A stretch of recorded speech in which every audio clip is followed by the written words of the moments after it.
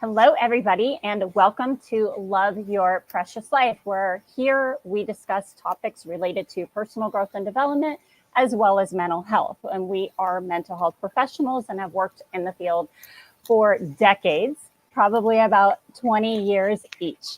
There's Brian, Kim, a licensed marriage family therapist, and myself, Angela. So the topic today is going to be the United Healthcare situation, the murder that has recently occurred. So we'll go ahead and get into it. Thanks, Ange. So I think first off, I know a lot of people would be interested into the type of insights that maybe therapists and mental health professionals may have that the public may not be aware of. I know we've also recently learned of some, possible factors as to why, he was in this state. Mm-hmm. Yeah, there's a lot of speculation about him and kind of what his mindset was, right, leading up to the murder, given his background, the fact that he was born in Baltimore, Maryland, was raised in a really wealthy family. He was valedictorian from his exclusive private high school. So everybody basically was saying that he had a lot of leadership characteristics. That was what I've heard in watching the news. So it does seem kind of astounding how he went from that to becoming an assassin, right? Someone who kind of had everything going for him and his whole future ahead of him. Supposedly really personable, well-liked. And then what led him down that path to completely switching? Yeah, this is going to be a really interesting topic for us because, Kim, you're a licensed marriage and family therapist, meaning that you specialize in mental health. I also have a master's in counseling psychology for marriage and family therapy and a doctorate in educational counseling psychology. Brian has been a drug and alcohol counselor for years, as well as we all have our own experiences related to pain.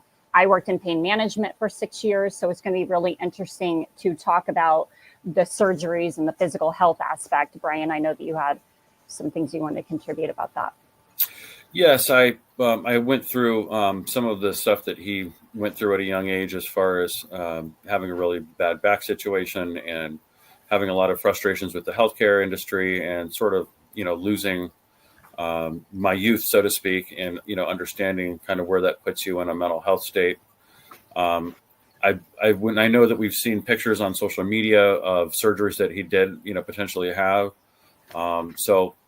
In my case, I wasn't able to get any surgeries, and I really wanted them, and I was really upset at the insurers for not covering them at that time. And sometimes, so for me, in hindsight, I think I'm glad because I learned how to do other things to sort of strengthen those areas and to work around it. And over time, it's gotten better to where I'm glad that I didn't take the risk of a surgery. He may have thought he might get better, but it actually made it worse, which is definitely a risk of surgery. So I would say that this definitely brings up a lot of different, aspects of what the potential treatment could be and how the outcomes are. Right.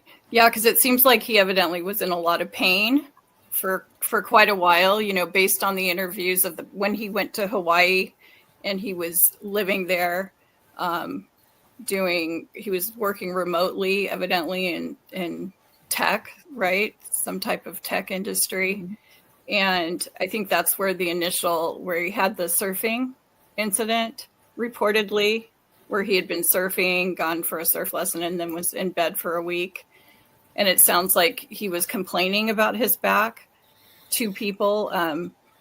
We've read a couple articles where he was talking to one of his friends about his inability to date and to have any kind of intimate relationship with anyone. And so, being 26, I'm sure that was affecting his mental health in a big way. So that definitely would be something as well. Yeah, and I would say, go ahead, sorry. No, sorry. At his age, I'm 26 Yeah. years old, and I don't even know what the age was that he actually had the surgery. It sounds like it might have been when he was younger. And it is really difficult, in my experience, for people to be able to relate to that level of chronic pain at that age. And it really makes you feel different. And working in pain management for many years is just such a struggle when you are dealing with that level of pain and to feel alone with that. Right. And I think when he was in Hawaii, it was prior to his surgery. I think he had his surgery the end of 2023.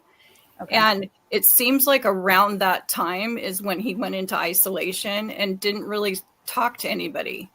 That's kind of seems to be coinciding with the time when all of his friends stopped hearing from him.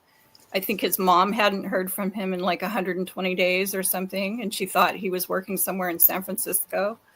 So it's almost as though, potentially whatever happened with that surgery left him feeling really hopeless and angry, etc. So I know that it's very emasculating, especially at a young age for a man. There's so much in society about us being strong and all that type of stuff. And I know personally, just having that all taken away from me, I'm a bigger guy, and some of the jobs I did was like construction and things like that, where I could use my strength and size. And so not being able to do that anymore and not being able to do the things that, he looks like he was a very athletic person. I also, when I was in Hawaii, I rode ATVs on a jungle thing, and was in bed for 3 days, and it kind of ruined the rest of my trip. right. And so I can identify, it becomes a mental health issue, really, because you don't see any other way you have to basically have that yourself die, so to speak, figuratively, and then go from there. But it is a loss of, your self-identity, your masculinity, all at such a young age. Right. It is very, very difficult. Yeah. And it seems like, like when he was valedictorian, he was extremely hopeful and optimistic about the future. When he went to Hawaii, they were saying he was really kind, he was a leader, he was fun, etc. Right. But they did say he was quiet, and that he was a pretty quiet guy as well. I think the isolation is what really sent him into the tailspin that ended up creating the mindset where he thought it was the answer to actually take someone's life. I wonder what you guys also think about this perspective, because he is all in when he does something, right? Like, he's all in, he becomes valedictorian. He's all in, like, look at his muscles. He's all in when he goes for something. And he's all in when he is going to plan this murder out. He's going to go straight for the top guy, right? And in the healthcare industry. Yeah. But at the same time, if you looked at the juxtaposed position here, he almost feels like he has to go all in, I wonder, because the opposite is in his mind failure. Having chronic pain means he cannot go all in on the things that he normally would go all in on. What do you guys think about that? I mean, I think he went into total despair. He was quoting the Unabomber saying, what was the comment he had quoted? Saying, imagine a society that subjects people to conditions that make them terribly unhappy and then gives them drugs to take away the unhappiness. That was posted on his Goodreads, and there was a couple other quotes from the Unabomber. So it's kind of like you said, all or nothing. It's almost as though he gave up, right? He lost hope. And then instead of, he took that sadness and frustration and turned it into rage, and then directed it at the target, really, of the rage, Brian Thompson, the CEO. It's like for whatever reason, he represented, his demise, or his perceived demise. So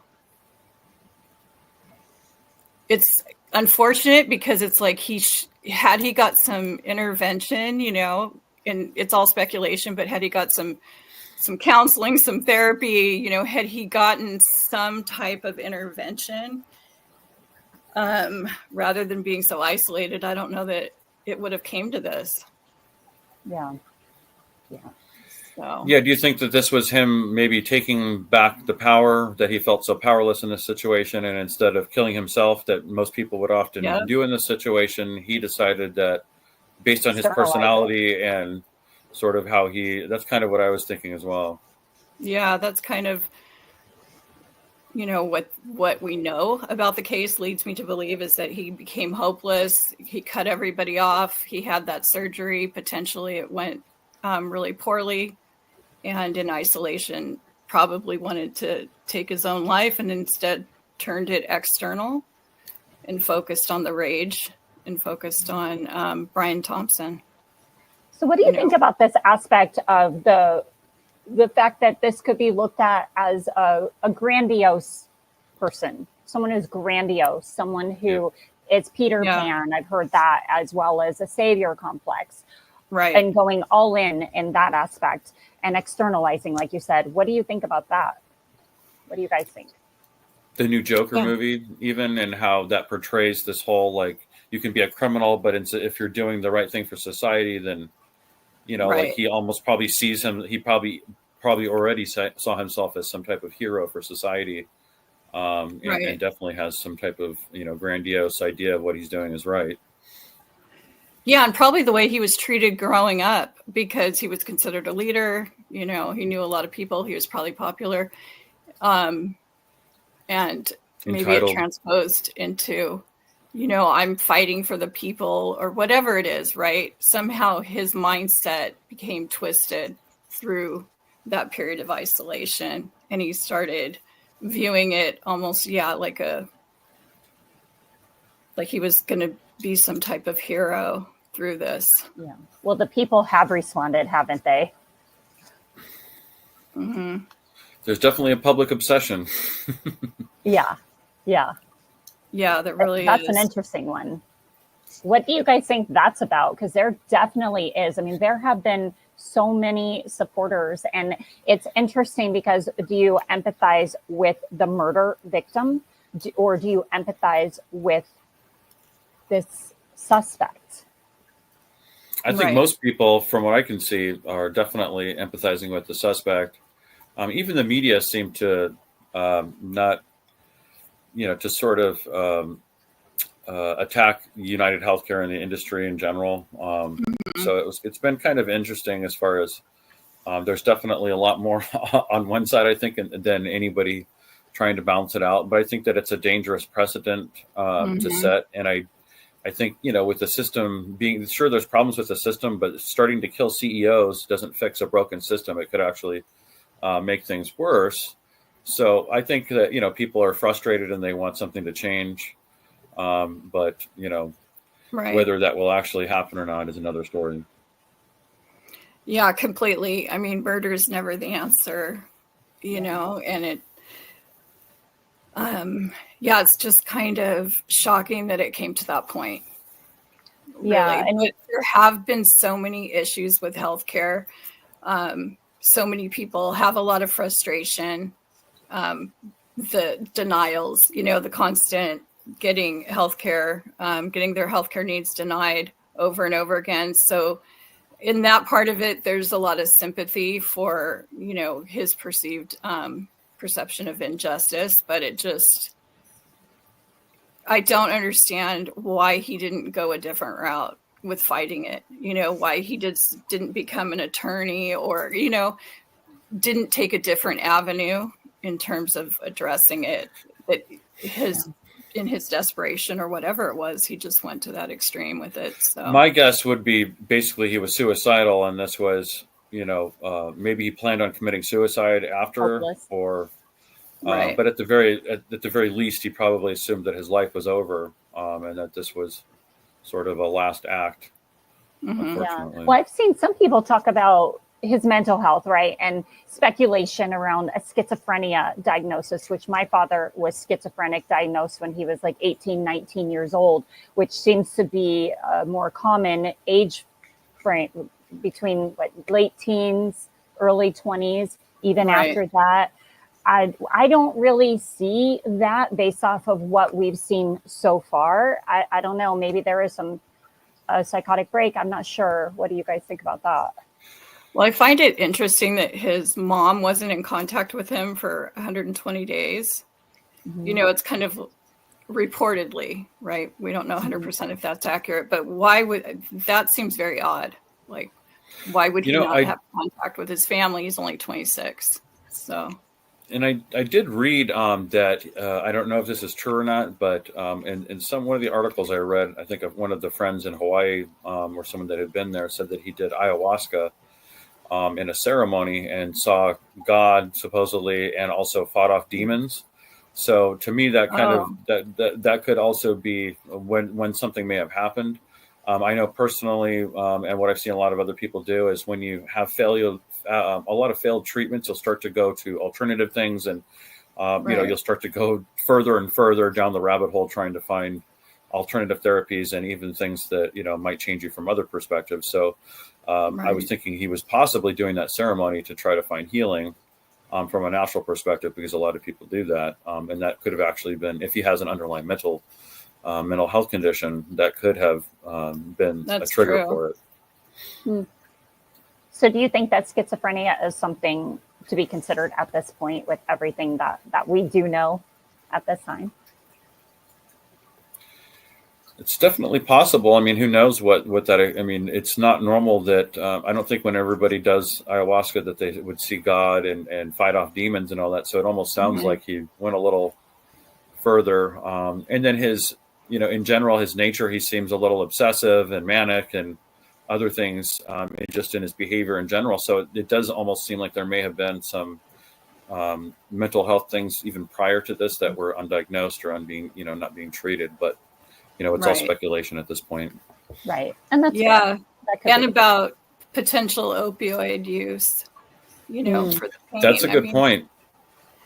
Because of the long-term effects, a lot of people don't realize that, but with OxyContin and things like that, they actually do have mental health, degradation over time that doesn't get looked at a lot, but that definitely can be a factor with the hopelessness, and it can actually create more pain long-term. So if he was on opiates long-term, there's opiate hyperanalergia and some other things that can happen where basically the longer you take them, the more pain you start to have, because your body gets used to it and the receptor sites are, flooded, et cetera. So by getting them off of those medications and getting, other therapies, they can sometimes feel better. But, he was probably in a very difficult place. Yeah. And it doesn't sound like he was reaching out to anybody at all. I don't know, speculation, but based on everything that we've heard, it doesn't seem like he was reaching out to anybody necessarily. He was and it sounds like he was in the books, reading some of those books about corporate greed, et cetera, right? And then the Unabomber's story, that was in the book club in Hawaii. So he was kind of going along that thought pattern. And isolation is very common for anybody going through that situation with chronic pain and all that. Yeah. Wow. Well, I want to remind everyone to like, share, and subscribe. And even though this is a newer channel, we are not new in the healthcare industry. Again, collectively, several decades of experience. So also, I wanted to mention his looks. There's a lot of talk about people thinking that he's getting all of the support based off the way that he looks. And would he still be getting the support if people didn't think that he was attractive? I don't know. What do you think, Brian? Well, on the female side, for sure. I mean, I think people would still feel it was justified to some degree, or that, they would sort of cheer it on. But if he was, if he looked like the CEO and the CEO looked like him, I don't know if it would be quite the same. But, it is kind of an interesting dynamic. I did see a lot of women, it was obviously joking, but, behind every joke, there may be a little truth, that were willing to hide him out, et cetera, as he was on the run. And a lot of people, even men, I saw, that were generally disappointed when he did get caught. So everybody seemed to get caught up in what became sort of a social phenomenon of sort of a crowd psychology aspect and a contagion, so to speak. Right. Yeah. I don't think it's his looks alone. Yeah, I don't think it's either. Mm-mm. He was an Ivy League graduate, so I mean that probably played into. And he did Yeah. have that flirty smile. So, you know, his pick that everybody saw across the country was his best flirt smile, which Right, Yeah. was true. kind of interesting once we found out the history there. Well, also, Brian, I just want to say maybe it's just me, but I didn't think the CEO was that bad of a looking guy. I really wouldn't know, but Well, you I mean, he was a said little if more. it was He was a little. reversed. He was older and a little more overweight from the pictures I saw. So I would just think, you know, it just would be interesting if the killer was unattractive or a little, you know, less what he was, I guess. Yeah. Right, yeah, if the situation was reversed. That's interesting. Yeah. And I heard Seems to that be the a lot of CEO grew up like with a middle class, poor, you know, not poor family, but not in the same category that the killer grew up in. So that's kind of an interesting dynamic that, you know, they both grew up sort of, and then ended up in completely different, you know, areas. Right. Yeah. Yeah. Yep. So Well, I feel very sorry for his children. Sorry, Kim. I I do feel very too. sorry for Brian, the CEO. I feel very Mhm. bad for his family, his children. I can't imagine what they're going through. I can't imagine Gosh, feeling like the public hates your father who was just murdered. right. I would Yeah. assume that they would feel alone as well, and that they don't have people that they can turn to, like the world has turned against them. I don't know if they feel that way, Right. but I feel like that could possibly be the case. Yeah. Yeah. You know, and he could, I mean, Luigi could be sitting in prison for the rest of his life, and a man's life is gone. So, and two children don't have their fathers. So it is sad all the way around. Absolutely. Yeah, this reminded me when I heard about it of a movie that I had seen. I guess it was over 20 years ago now. There's a Denzel Washington movie called John Q that came out quite a while ago that was based on, I believe, a true story about a Canadian. And in the movie, his son was denied a life-saving transplant. You know, a very young son. I forget the age exactly. Yeah, Brian, you were talking about John Q, and I know that you also wanted to mention something about Michael Moore's Sicko. Yeah, that was a documentary that also exposed, you know, the issues with the industry, and I know that you know, we've both personally sort of seen different issues with that in the mental health and addiction treatment industry. There's always been sort of an issue with insurance companies, and, you know, in healthcare in general. There's you know, just a lot of issues with getting reimbursements and fighting the insurance companies and trying to get the care for the clients that we have. And so it's, you know, this constant battle basically that we've always fought. And there has been, you know, a lot of different ways that people have tried to address it and fix it. But as time goes by, it seems like nothing ever really gets fixed. A lot of the, you know, politicians have proposed different things. We have gotten into a lot of other things with the industry and with previous healthcare reform attempts with other presidents, et cetera. But I believe that now is the time where maybe because of the public sentiment, we may be able to have some real change in the industry. What do you guys think? Hopefully, I mean, you know, with United Healthcare having 32% denial rate reportedly over the average of 16%, essentially double, you know, it seems like they're definitely, it's a for-profit, and that's where a lot of the outrage comes. So they definitely, hopefully in the future, will make some significant changes, because I mean, like you said, we've been exposed to it. I've seen clients get denied care and get kicked out of treatment that really needed it, and it's heartbreaking. So, and I'm, Yeah. you know, yeah. So. I totally agree. I also, though, have seen healthcare providers take advantage of insurance companies as much as Yep. I hate saying that. And I also am concerned that this will look like a reward for the murder of Brian Thompson if the healthcare system changes right away. I don't know if that would be true, but it could possibly look like that to anyone who wanted to be a copycat, as they say. That could be a concern. But I agree with you. Yeah, that's a good point. We do need change in the healthcare system. I also used to work in utilization review, advocating for clients so that they could get additional days in treatment covered. And I remember when I first started doing that, and I was told not to talk about all of the strengths and all the great things the client was accomplishing. I had to actually sit there and focus on just how sick they were. And even that didn't even work sometimes. And there was one specific insurance company that I knew every single time I called them, I could have the client fill out any new additional screening or assessment. And no matter what the outcome, they were just going to deny it. And there was a rumor that these people were getting bonuses because they were denying it. But then again, so back to the healthcare industry as a whole, providers have also gotten in trouble for taking advantage. And in our situation, we even know some, unfortunately, patients that have taken advantage in ways that we will not discuss on this video. But most of the time, the patients are the innocent ones. Yeah, 100%. It goes both ways. We've definitely seen people take advantage of the system as well.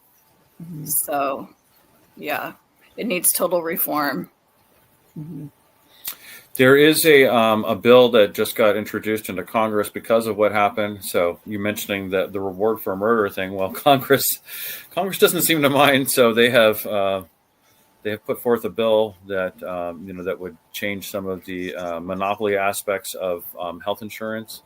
But a lot of times these fail to actually do any real change. When I was researching doing this episode. It turns out that Truman actually tried to, in the 1940s, FDR was actually the first one that tried to get health insurance. It was part of Social Security, actually.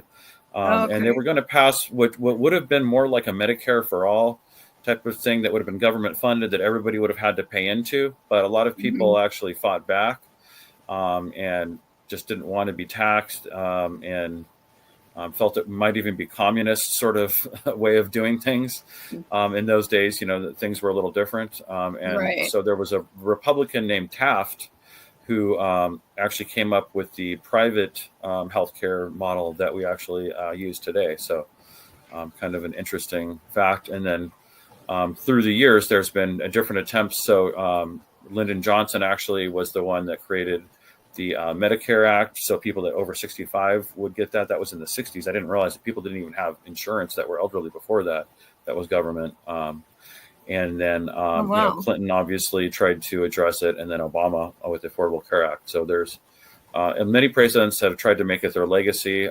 Because Truman failed, he felt like that was the failure of his presidency, despite everything else that he had accomplished. Wow.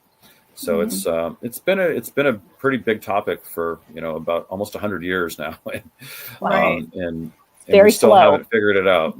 Yeah, in a world of instant gratification, people want instant gratification, and that's why I think sometimes we can see people turn to something like murder. It's like, let me get that instant result. I'm not going to sit here and do this fight with the insurance company. I'm going to go for the instant gratification. And I think the insurance companies are perhaps too big when they're like a monopoly, because from my experience working in the field, they hire, former FBI agents and former judges and former government officials and become sort of like a bureaucracy unto themselves.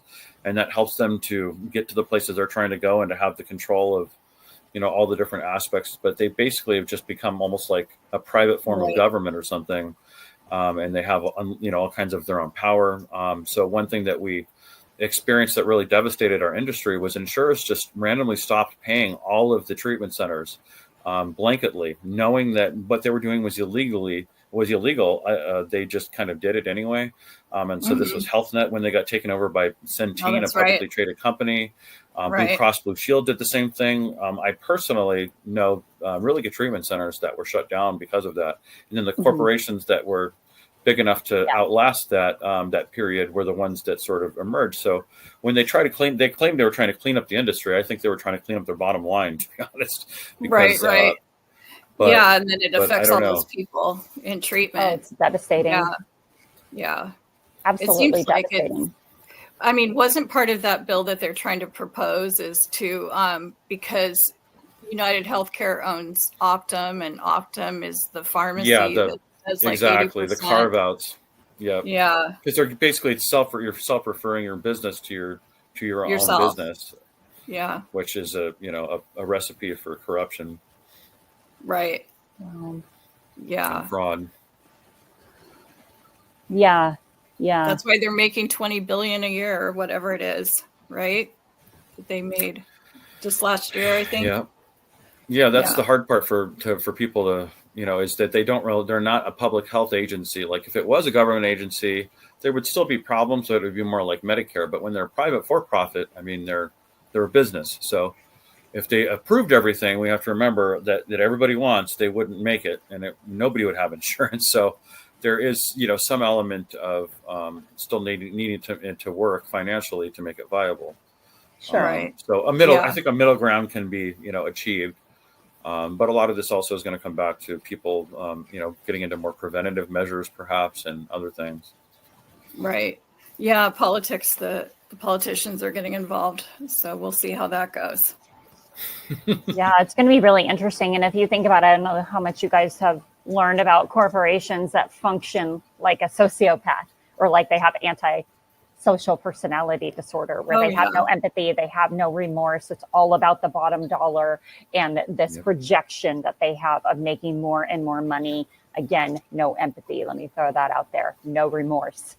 Right. However, people they have real problems, right? Like the impact of this, they have their medical problems, their financial problems. This is absolutely real. What's happening to people, they live with this every single day. And it is really unfortunate and a big problem. It really is. Yeah. And if any of the viewers have experienced any of that, I'd like to hear some of their stories because about if their health claims were denied and kind of what happened with that. But I know it's such a big issue. Yeah, absolutely. And speaking of the viewers, I think that we should point out that we are not intending to provide therapy to anyone during this podcast. You should definitely seek therapy if anything has triggered you during this podcast or you think that there is an additional need for you. We always recommend and advocate for people to seek counseling for their needs, as well as this is all just our opinion. Everything we're saying here is our opinion. And please like, share, and subscribe.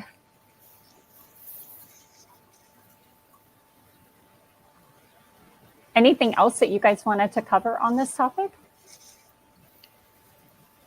I mean, I think it's going to be interesting to see how things play out in the coming weeks. It's every day there's something new. So we're getting a lot of information quickly. And, it's going to be interesting to see what happens with this case. Hopefully there will be a final outcome that'll be, positive in terms of the healthcare system. So we'll have to wait and see. But we should. Yeah, I'd like to see the healthcare industry become a little more transparent. I think it would be smart for them to have some interaction, to maybe come on some podcasts or some shows and do some interviews. Let people ask them the tough questions, but also give their side of the story, because I think there's been such a divide that people don't understand. They are just a business. If you kill the CEOs, they're just going to put in another shark. That's just sort of the nature of a business on that level of that size. And so, there's other conversations about whether we should have it privatized or, government or whatever. But I think at the end of the day, that's kind of where my thinking is. Yeah, good point. Yeah, I have some thoughts and opinions on this topic as well, and what I would like to see. However, I'm going to save most of my thoughts and opinions for when we do our future topic about workplace abuse. I have a lot of thoughts on that. A lot of things there. People really need to tune in to hear and also participate in the conversation about that, because my belief is that workplace abuse is an epidemic. Definitely. I agree. Well, it would be great if people could put down the topics that they would like for us to talk about in the comments. We're really excited to get you involved in part of this process, and we would love to read what you have to say. Thanks for watching, everybody. Absolutely. Yeah, Thanks. thank you Have a so good night. much. Thank you for your time. Bye. Bye.